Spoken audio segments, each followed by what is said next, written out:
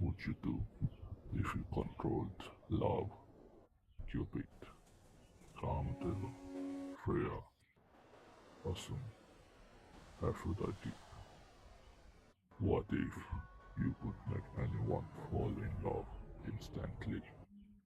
One arrow, one whisper, one touch of divine power.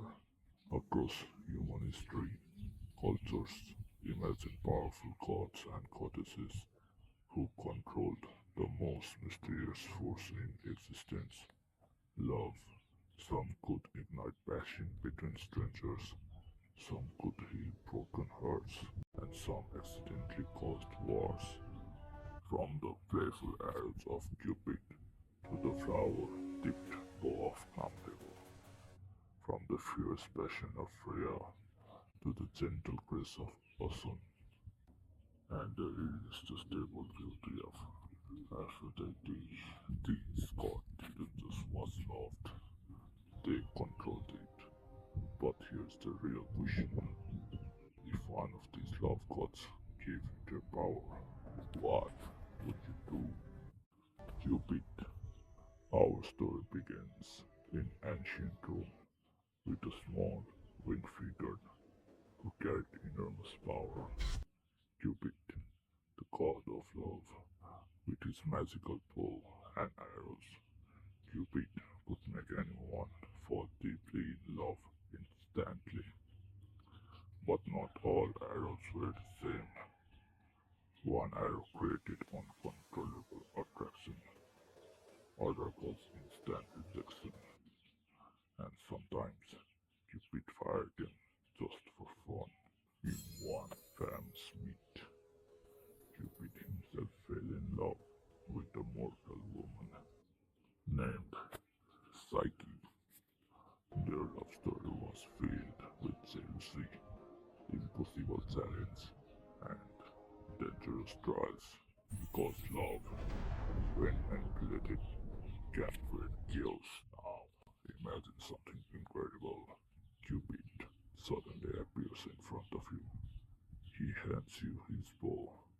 One arrow, one chance. What would you do? Would you make your cross fall in love with you? Would you bring two lonely people together? Or would you refuse to control someone else's heart? Kamadeva. Now let's travel to ancient India, where love is carried not by metal arrows, but by flowers. Kamadeva, the Hindu god of love and desire. His bow is made of sugarcane, and his arrows are tipped with beautiful flowers. Grace, passion, attraction, and longing. But Kamadeva once took a very dangerous shot. The god needed the powerful god Shiva to fall in love so the universe could move forward. But Shiva was deep in meditation. So Kamadeva aimed carefully and fired his arrow. For a moment, Shiva felt desire, but when he realized what had happened, he opened his terrifying third eye. A burst of divine fire shot out, and Kamadeva was burned to ashes. Love had dared to interrupt the god, yet even after his destruction, love did not disappear, because desire always finds a way back. Now imagine holding Kamadeva's bow. You could ignite love anywhere, between strangers, between rivals, or someone who never noticed you before. But the question remains, what would you do with that power? Would you create love or control it? Freyja. Now we travel north to the cold, powerful world of Norse mythology, where love is not soft, it is intense, passionate, sometimes painful, and no one represents this better than Freyja, the Norse goddess of love, beauty, fertility, was admired across the nine realms of her beauty. But her story is not just about attraction, it's about longing. Her husband, a mysterious figure named Ori, often disappeared on long journeys.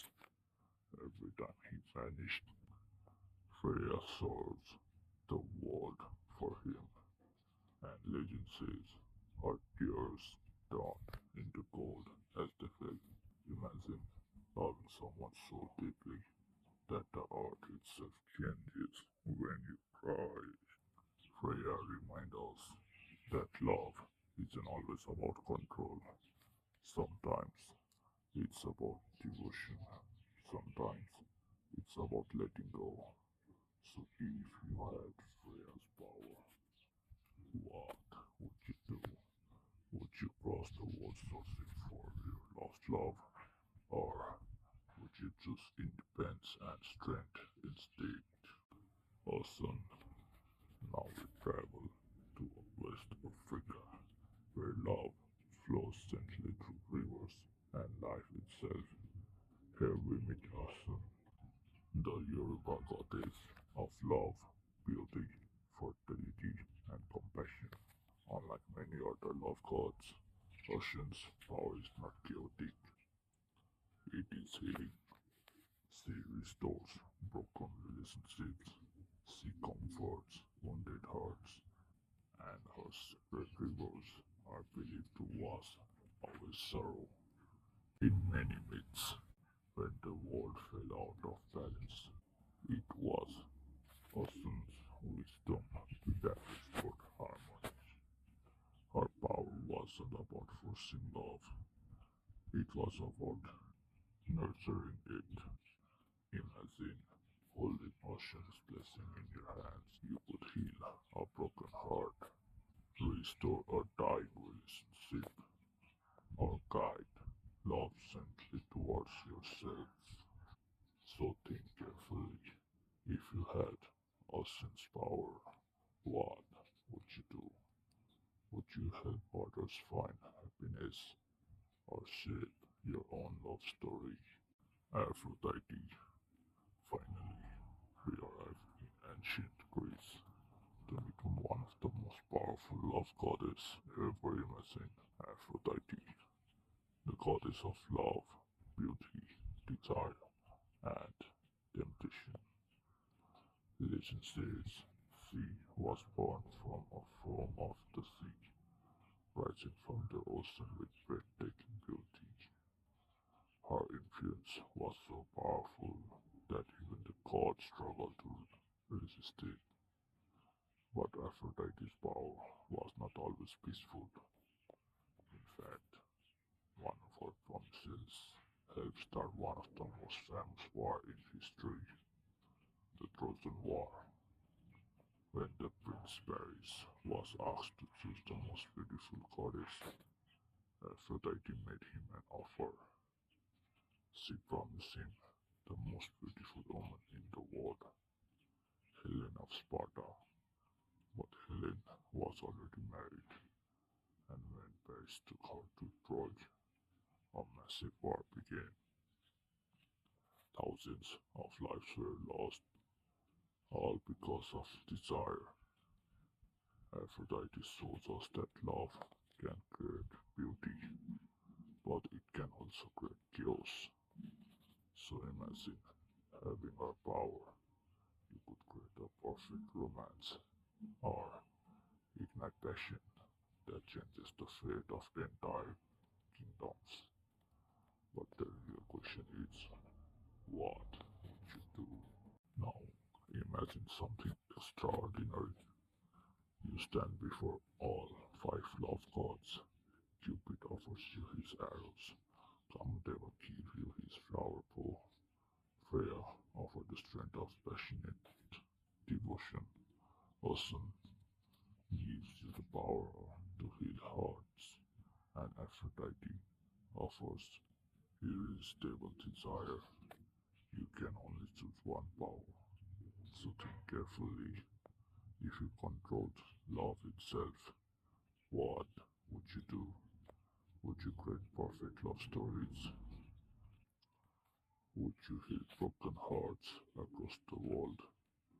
Would you make someone fall in love with you? Or would you let love run wild and see what happens?